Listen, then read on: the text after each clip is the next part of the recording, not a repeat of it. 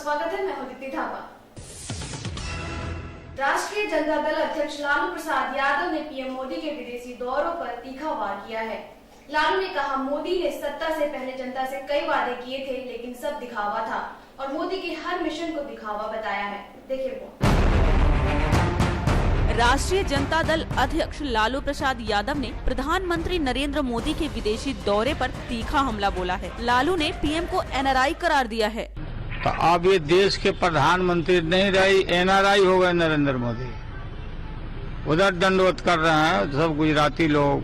लालू ने कहा कि ये प्रचार हो रहा है कि विदेशों में मोदी का डंका बज रहा है, लेकिन वास्तविकता ये है कि विदेशों में हमारे देश की हवा निकल रही है। और टीवी के माध्यम से, खरीदे हुए टीवी के माध्यम से यह प्रचार किया जा रहा है कि डंका बज रहा है नरेंद्र मोदी का विदेशों में, यहाँ हवा निकल रहा है भारत में।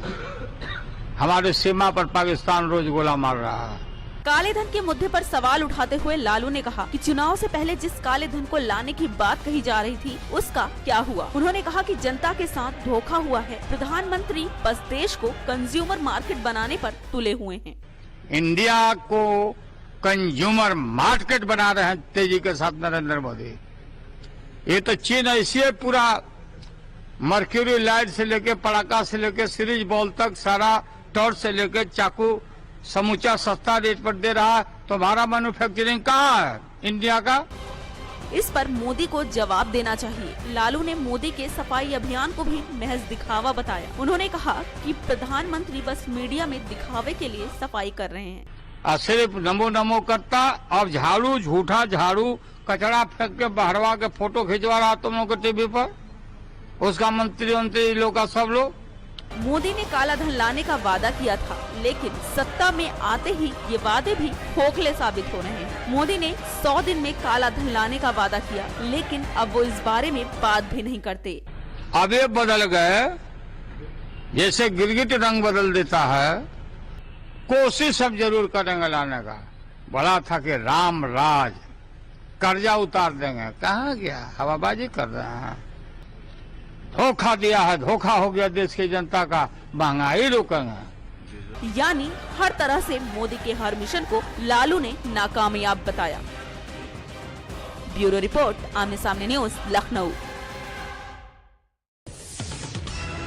सपा सुप्रीमो मुलायम सिंह यादव ने एक राष्ट्रीय महिला सम्मेलन में लोकसभा में मिली हार का जिम्मेदार सीएम अखिलेश को ठहराया और उन्होंने कहा कि सीएम अखिलेश को उन्होंने लैपटॉप बांटने से भी मना किया था और पीएम मोदी पर निशाना साधते हुए कहा कि गंदगी गरीबों के घर में होता है, अमीरों के घर में नहीं, और मोदी को पहले गरीबी दूर करनी चाहिए, तब सफाई हो पाएगी। देखिए रिपोर्ट।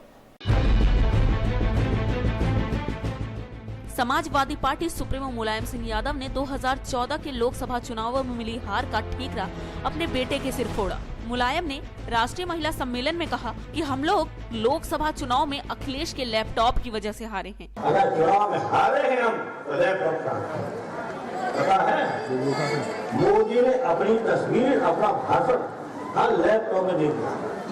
तो नए लड़के लड़कियां मोदी को देख रही, आपका खपे भी था और मैंने कहा कि लैपटॉप क्यों मारते हो, लैपटॉप मत बांटिए, अच्छा दिक्कत आ जाएगी। तो लैपटॉप में मोदी ने फिर चालाकी की। उन्होंने कहा कि उन्होंने अखिलेश को लैपटॉप बांटने से मना किया। मुलायम सिंह ने इशारों ही इशारों में सोशल मीडिया पे भी निशाना साध दिया। उन्होंने कहा कि मोदी ने हमारे ही लैपटॉप से हमें ही चुनाव में हरा दिया। इस मौके पर मुलायम ने प्रधानमंत्री नरेंद्र मोदी के स्वच्छ भारत अभियान पे भी निशाना साधा। उन्होंने कहा कि गंदगी गरीब के घर में होती है, अमीरों के घर में नहीं। मोदी को पहले गरीबी दूर करनी होगी, तभी सफाई हो पाएगी। गरीबी दूर करो मोदी साहब, तब हिंदुस्तान की सफाई की कहने की आपको जरूरत नहीं पड़ेगी। मुलायम सिंह यादव ने सम्मेलन के दौरान कहा कि सरकार ने अच्छे काम किए हैं, लेकिन जनता तक नहीं पहुंच पाए हैं। उन्होंने वहां मौजूद महिलाओं से सरकार के कामों को लोगों तक पहुंचाने की बात कही। लखनऊ के सपा कार्यालय में आयोजित राष्ट्रीय महिला सम्मेलन में सपा की करीब 5000 कार्यकर्ताओं ने हिस्सा लिया। इस आयोजन में सांसद डिम्पल यादव, लोक निर्माण मंत्री शिवपाल सिंह यादव और सपा सुप्रीमो मुलायम सिंह यादव शामिल हुए। ब्यूरो रिपोर्ट, आमने सामने न्यूज, लखनऊ। वक्त हो चला है छोटे से ब्रेक का। ब्रेक के बाद देखेंगे कुछ अन्य खबरें। Politics, crime, sports. अगर इन खबरों पे है आपकी बारीक नजर, आपकी आवाज भी कर सकती है असर। बढ़ाएं अपनी आवाज का दायरा, बने आमने सामने न्यूज का हिस्सा। ब्रेक के बाद एक बार फिर आपका स्वागत है। लखनऊ में हर साल लगने वाला मेला लखनऊ महोत्सव को शुरू होने में महज चंद दिन बाकी है। ऐसे में महोत्सव को शानदार बनाने की तैयारी जोरों शोरों पर है। देखिए रिपोर्ट।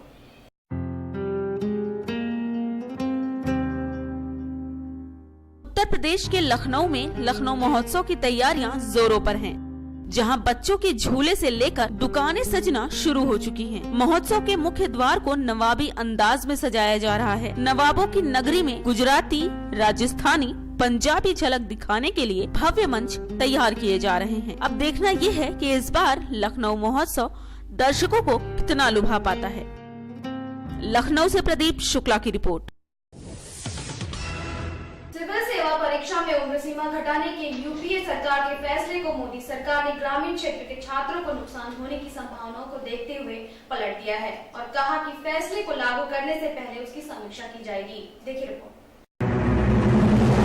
सिविल सेवा परीक्षा में उम्र सीमा घटाने के लिए यूपीए सरकार के फैसले को मोदी सरकार ने पलट दिया है। सरकार की ओर से कहा गया है कि यूपीएससी परीक्षा देने वाले छात्रों की उम्र सीमा घटाने से संबंधित कोई फैसला नहीं करने वाली है। परीक्षार्थियों की उम्र सीमा पहले की ही तरह होगी। कयास लगाए जा रहे थे कि मोदी सरकार उम्र सीमा घटाने के लिए फैसले पर अमल करेगी। सरकार के एक प्रवक्ता के मुताबिक सिविल सेवा की उम्र सीमा घटाने को लेकर सरकार ने कोई फैसला नहीं किया है। इससे पहले भी कई बार सिविल सेवा की परीक्षा में उम्र घटाने की बात पर विचार किया जा चुका है, लेकिन ग्रामीण इलाकों में छात्रों को इससे नुकसान की संभावनाओं को देखते हुए उम्र सीमा नहीं घटाई गई। सरकार के एक अधिकारी की ओर से बताया गया कि पिछली सरकार के लिए किसी भी फैसले को लागू करने से पहले उसकी समीक्षा की जाएगी। कोई भी फैसला लेने से पहले पूरी प्रक्रिया का पालन किया जाएगा। ब्यूरो रिपोर्ट, आमने सामने न्यूज। राजस्थान सीकर के रिंगस में सड़क हादसे में 2 लोगों की मौत हो गई और 3 घायल है। मृतकों के शवों का पोस्टमार्टम कराकर परिजनों को सौंप दिया है। देखिए रिपोर्ट। राजस्थान के सीकर के राष्ट्रीय राजमार्ग पर सड़क हादसे में 2 लोगों की मौत हो गई, जबकि 3 घायल हैं। घायलों को रिंगस सीएससी में भर्ती कराया गया, जहां दोनों की हालत गंभीर बताई जा रही है। पुलिस की जानकारी के अनुसार जयपुर से रिंगस आ रही मारुति कार को पीछे से आ रहे ट्रक ने टक्कर मार दी। हादसे में 2 लोगों की मौके पर ही मौत हो गई। हादसे के बाद शव कार में फंस गए, जिन्हें बड़ी मशक्कत के बाद बाहर निकाला गया। हादसे के बाद ट्रक चालक मौके से फरार हो गया। पुलिस ने शवों का पोस्टमार्टम कराकर परिजनों को सौंप दिया है। सीकर से केसी राजा की रिपोर्ट। सलमान खान की सबसे प्यारी बहन अर्पिता की शादी आखिरकार हो गई और ये शादी बड़े ही धूमधाम से हुई। इसी के साथ अर्पिता की शादी इस साल की सबसे बड़ी शादी रही, जहां कई बड़े हस्तियों के साथ साथ पीएम नरेंद्र मोदी को भी न्योता भेजा गया। हालांकि मोदी विदेशी दौरों के चलते नहीं पहुंचे। देखिए रिपोर्ट।